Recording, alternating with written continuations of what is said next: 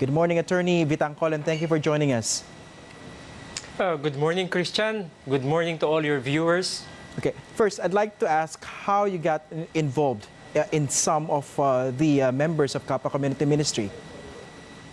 There is an organization called Ahon sa Kahirapan Movement, and the members mostly are also members of the Kappa Community Ministry International.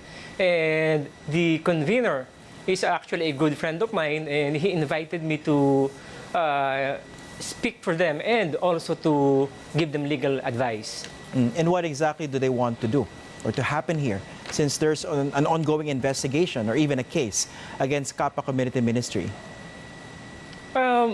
Actually, when all of this news about Kappa Community Ministry came out, nobody was standing up to speak for Kappa, except for some members of the Ahon sa Kahirapan.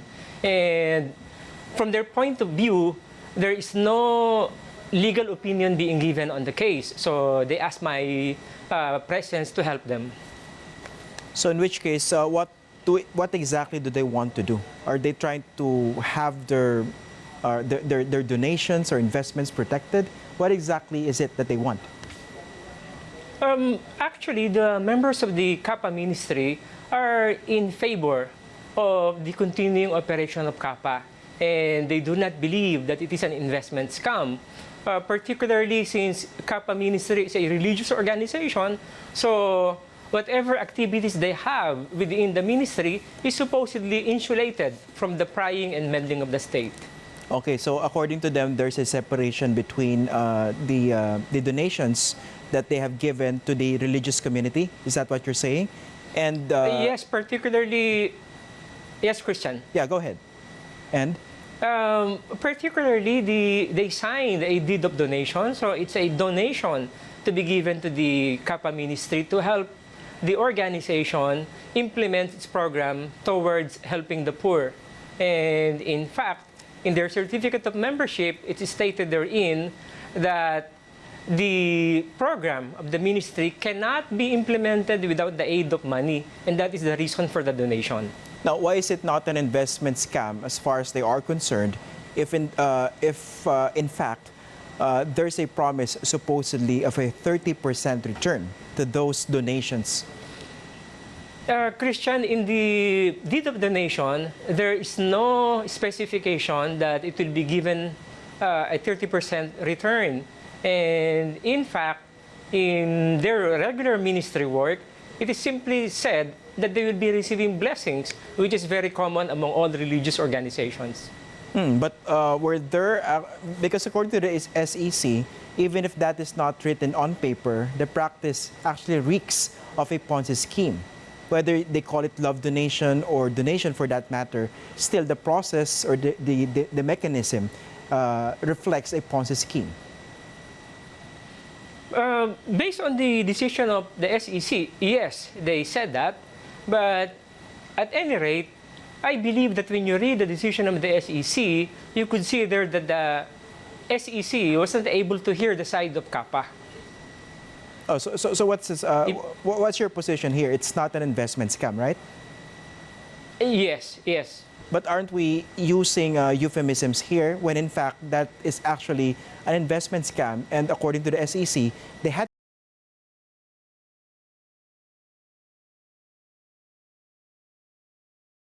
Yes, that's according to the SEC. But if you will be talking to the members of the Ahon sa Kahirapan movement, particularly the same members of the Kappa Ministry, they are not in any way opposed to what Kappa is doing, and in fact, they are enjoying the blessings, if you will call it blessings out of their donation, but simply blessings coming from their own ministry. But that's for now, because that's how precisely investment scams operate. You would enjoy or reap the benefits for now, but later on, that won't be sustainable. I will not be able to answer for Kappa Ministry since I am not their lawyer, Christian. I'm only representing some of the members of the Kappa Ministry who are likewise the members of the Ahon sa Kahirapan movement. Yeah, my point is this. You're saying that the members that you represent are not opposed to that, but don't they find anything wrong with that? They should have at least studied how the process works, that perhaps for now they're reaping the benefits, perhaps even 30% return, but later on, aren't they bothered that how could Kappa Community Ministry actually sustain this kind of return or blessings, as you called it? I don't know the internal operations of Kappa Ministry, but according to the members that I have talked to, so you might consider this not at first-hand information, Kappa Ministry operates several businesses, and each of these business is earning a certain amount of revenue in its own, and the blessings that are being given to the members are coming from these businesses. Based on your appreciation as a lawyer, since you're representing some of the members, you don't think that this is an investment scam? I don't give my opinion on that matter simply because I am not a member of the ministry, nor I am a member of the Ahon sa Kahirapan. But you said earlier that you Yes. said earlier that they hired you precisely to give a legal opinion. On what happened, okay? Yeah, On but- what happened to the proceedings before the Kappa. Yeah, but this is the crux of the matter here. Because even if you say that the members don't find anything wrong with that particular practice, even if they're not opposed to it, that doesn't mean that the practice is not illegal. That's a point. Yes, I agree with you on that, Christian. But my engagement with them is to study the whole process, what happened, and probably what are the legal remedies that can be done. If you will be looking at the decision of the SEC, you could see there that SEC rendered its decision based on the allegations of its Enforcement and Investors Protection Program Department only, without the benefit of hearing the side of Kappa. Why is this so? Because Kappa was not able to file their verified answer even though they have a retained counsel at that time. So they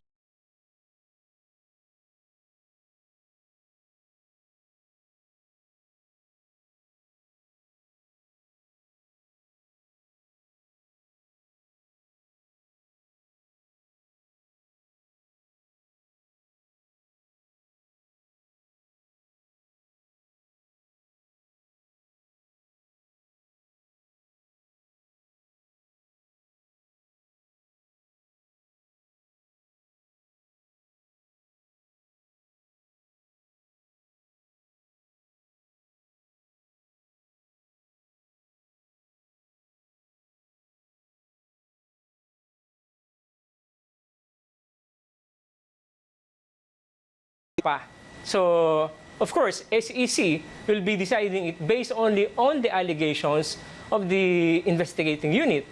And that is actually part of the process. So what's the move now of the members that you represent? Since based on your account of what happened, perhaps they should blame the lawyers of Kappa. They are actually blaming the lawyers of Kappa. And in fact, they are planning to file a disbarment case against the handling lawyer. But some cooler heads prevailed, and they are waiting for some other actions by the other officers of the Kappa ministry.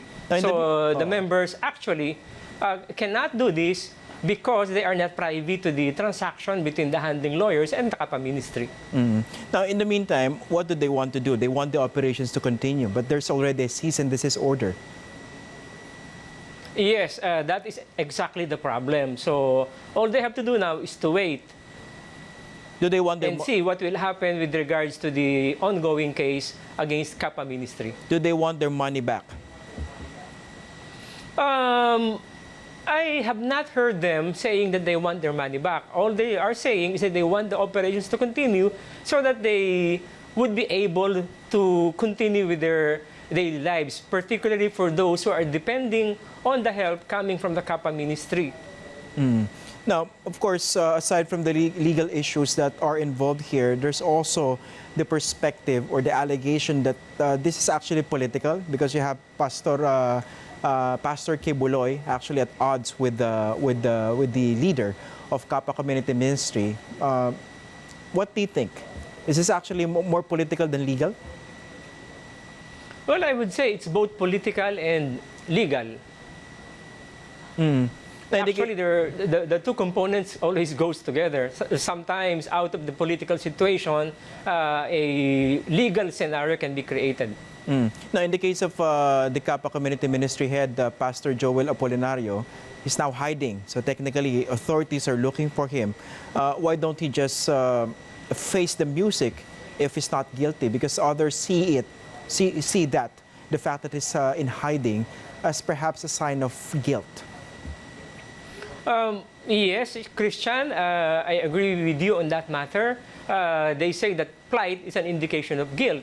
But according to Pastor Joel Apolinario, in his on-air live interview with Ted Filon the other day, he said that he is hiding simply because he fears for his safety. And he is waiting for the members to tell him to come out. Okay.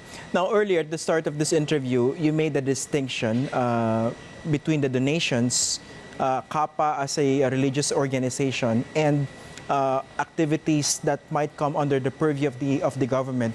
What exactly are you saying here? So, do you believe the SEC has any jurisdiction over the donations given by the members? Yes, I believe that the SEC does not have any jurisdiction over what happens inside a religious organization. For example, let's say we have other religious organizations and the members are giving their donations, but the SEC does not step in. And even if a certain church would be promising a blessing of 100-fold, 100% or more than that, the SEC does not step in. So I think what is sauce for the goose should also be the sauce for the gander. So thereby, the Kappa Ministry of Operations should be insulated from the investigation of SEC. Where exactly are you basing that principle? The fact that the SEC should not step in? You know, Christian, I have said before in one of my previous interviews that the loss of the religion is actually very difficult to reconcile with the loss of man. And in this case, if you look at the loss of religion, giving is always there, and the return in the form of a blessing is always there.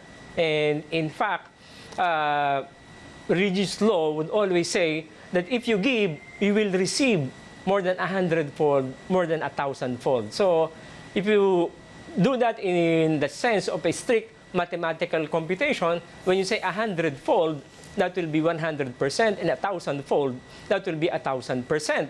So if we compare it with the 30% ceiling that the SEC is saying, then it's much, much more than the 30% that they are saying that is a scam. So are we saying now that giving a 100-fold blessing or 1,000-fold blessing is a scam? That will now be a big question mark. But then again, I would say it will be really hard to reconcile the loss of religion and the loss of man.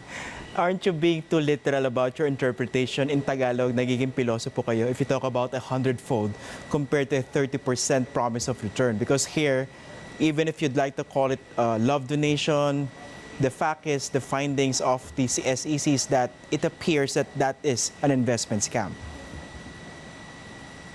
I cannot answer for Kappa Ministry, Christian. Yeah, again, answer for the members that you represent, because they were the ones who were affected by the SEC decision. Yes, I am answering for the members. Yeah, so yeah, what do you think of that? As far as the members are concerned, yes, Christian. Yeah, well, what do you think of of that? that? As far as the members are...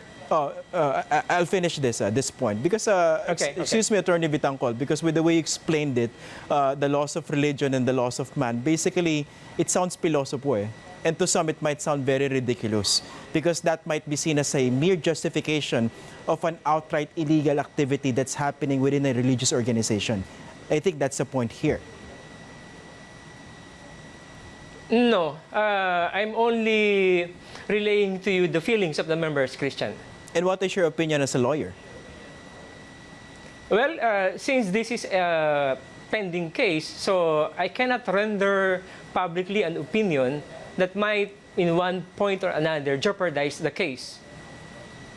again, we go back to your position earlier that part of the reason that they hired you or they took you in was for you to give your legal opinion on this matter, because that's a very interesting point that you raised there, the loss of religion and the loss of man here. Because honestly, if you talk about certain other religious organizations, the feeling is that religion is being used to dupe certain members. I'm not saying that that is what exactly is happening here. But the point is, certain people might be susceptible to abuse by certain charismatic people who are putting up their own ministers or religion, when in fact they're actually running an investment scam. Again, I'm not saying that this is the case here with Kappa, but these things are possible. That's the point. Yes, that might be possible, Christian. That might be possible. So what do you say then to that?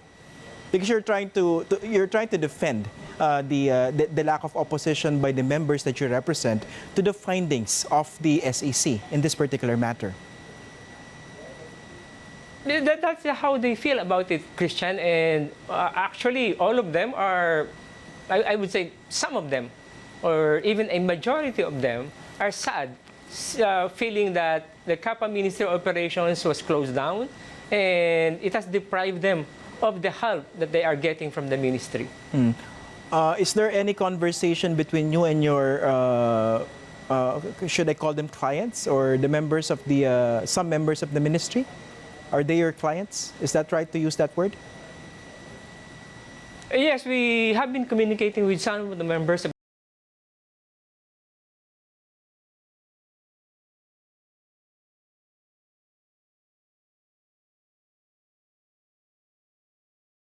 sustainability of that practice, because according to the SEC, there was a promise of a return on investment, or blessing, as you called it earlier, in perpetuity. How exactly do you sustain this? Well, according to them, again, I'm saying, Christian, that I do not have first-hand information about this, okay? This is simply according to them. According to the members, the Kappa Ministry International has a lot of businesses, and all of these businesses are earning. So, for example, they have a fishing operation, and when they do fishing out in the seas, every time they go back, they have tons of fish, which is worth millions of pesos. And they do that on a daily basis. So that's one. And then they also have a mining operation. I don't know where, but according to them, it also earns some money, and some other businesses. But of course, that's also debatable, because even if you talk about the business portfolio of Kappa Community Ministry, there's that perspective or even findings that they're not exactly earning that much to sustain the promise of a 30% return. Based on the pronouncements of the SEC, I believe that they only looked into the hospital and the school earnings. And of course, the hospital and the school earnings would be small as compared to the revenues produced by the other big businesses that they have. Now, are the members that you represent, aren't they bothered by certain red flags here? Because it's very mind-boggling to be given a promise of a 30% return, even if you said that was not written in the deed of the nation. But in practice, aren't they bothered by that? Ang laki-laking return. How do you sustain that? Actually, Christian, there was no promise of 30% according to them. And in fact, some members were given more than that. Some members received 50% more than what they have given. Others have received vehicles to be used for their livelihood. Others have received financial assistance to build their own houses. So it's even more than 30%. Don't you think that's even worse? More than 30%? How do you sustain that? Aren't they asking those basic questions? Because I think that's a problem here. Yes. Even, I'd like to finish here. Those are actually big questions. Here. Those are actually questions, Christian, that I myself would want to know. But basically, I don't know the internal operations of Kappa Ministry, and I'm basing it only on what the members have witnessed. So according to them, there are several businesses that are earning big, and it is from these big businesses that the blessings are coming from. Yeah, but as a lawyer, don't you find anything wrong with that? You're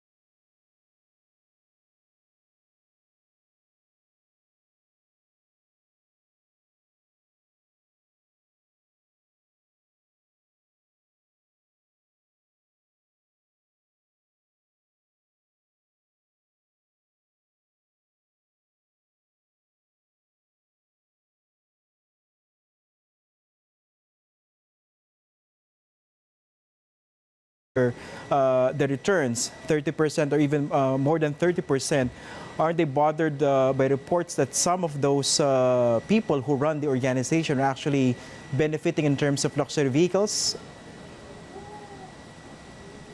Again, Christian?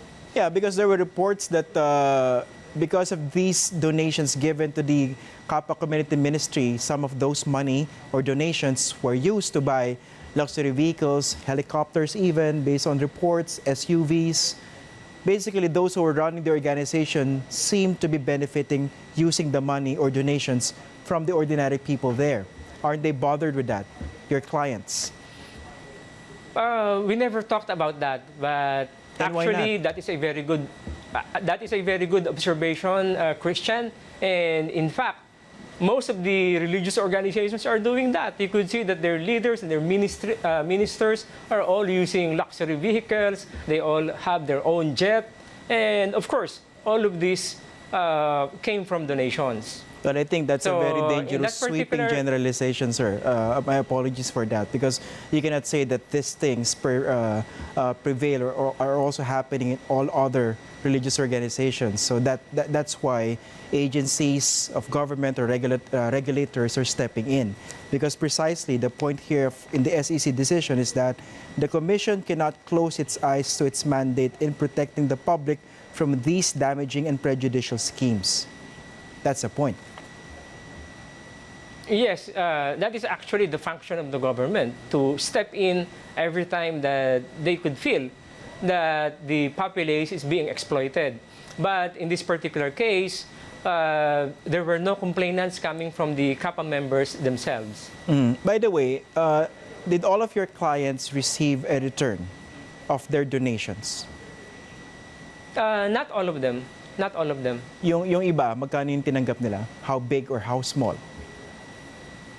Well, I have not made a detailed recording of what they have received. Because when we talk in groups, and we only share information that they deemed shareable to me. So I did not really ask them one by one on how much each of them had earned. So basically, as I have mentioned a while ago, some earned more than 30%. Some said that they earned 50%. Some said that they received more than that. And were they required to shell out a specific amount of donation? Based on the reports, it's 10,000 pesos. I think they are free to give any amount of donation as far as my conversations with them is concerned. Even if the amount is smaller than 10,000? I think so. I So think pwedeng so. piso? I don't know. I don't know.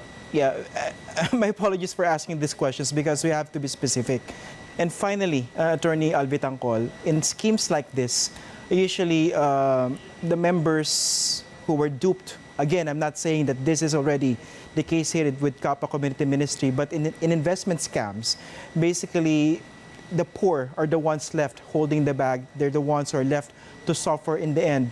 But also, you have to recognize the fact that in any investment scheme, again, it's all about greed.